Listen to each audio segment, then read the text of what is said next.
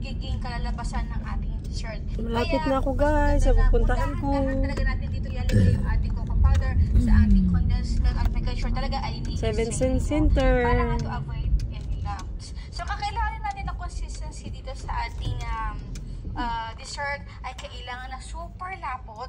Talagang Yan, mahihirapan 7 na talaga guys. tayong haluin ito.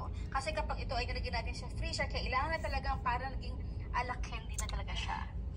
Yan, at malapot na yung ating mixture at tamang-tama na ito para sa...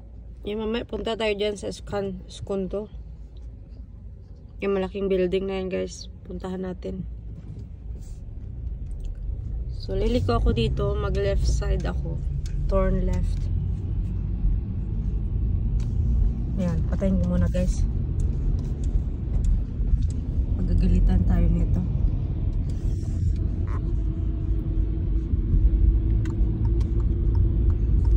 Ayan, bye guys.